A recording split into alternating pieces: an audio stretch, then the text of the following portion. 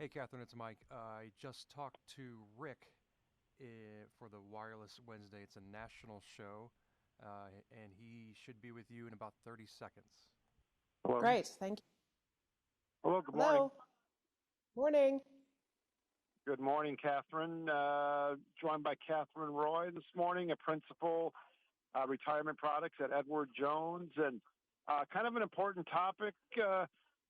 Catherine, I know we don't like to talk about this sometimes, but I'm a small business owner. So many of my friends are, and every once in a while, there's talk about secession and in our small businesses and how business owners, small business owners in particular, are planning for the future when it comes to secession. hmm Yeah, I think rightly so. There are 33 million business owners in the United States, and a majority of you are over the age of 55. What we found in our survey is that the average age at which a business owner is looking to exit their business is age 63. So what that means is over the next decade, there's going to be a tremendous number of businesses that are going to need to be transferred into new hands. And so at Edward Jones, we wanted to do a survey to understand how prepared those business owners are in developing their succession plans and where might they need some improvement. And what we found is about 2/3 of business owners have some form of a plan, but 58% of them don't believe that plan is complete. So there's more they need to do. And concerningly, about 1 in 5 have absolutely no plan at all. And so we want to make sure that they're taking the action today to make sure that they're prepared for the future. Yeah, good call to action here. And the website to check out is www.edwardjones.com /next in line. Great website to check out. And just as we plan for us personally with a will or planning, estate planning, Catherine, really you guys are recommending you look at your business with the same due diligence. That's correct. I think two key points here. We all know that life happens, and so getting started or making sure that you have a succession plan, the answer really is the sooner the better, because we know half of businesses transfer due to unexpected events. It's the 5 Ds. So death, disability, divorce, a disagreement with a partner in the business, or distress for the business. So having a plan in place for the unexpected is important. But it's also important to partner with a financial advisor in thinking about how to make the most of this transition, not only for the business, but for the business owner personally. An advisor is a quarterback of the transaction team, so bringing in experts from a tax, legal, valuation perspective, really critical role. Second is as a coach to that business owner on what's next. Often it's difficult for business Yeah. owners to think about what their life will be like once the business isn't the sole focus of it.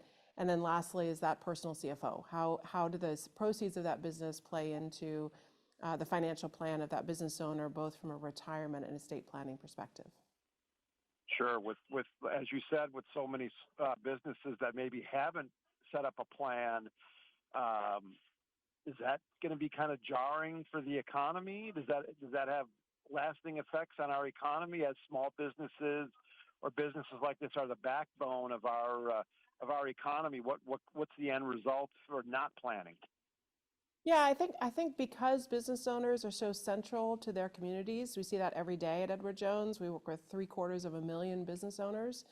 That having that plan so there's continuity within the local marketplace, we think is really important. So having these conversations and identifying their successor earlier than later is critical. One concern we have is that about half of the business owners we interviewed were focused on transitioning that business to a family member. Yet when we asked generation Y and Z whether they were interested in being a business owner or taking over a business from a parent, they really saw a different path for themselves. So getting clarity around who is the successor and getting them on board with that long-term plan is really critical to the stability of these businesses within their local communities.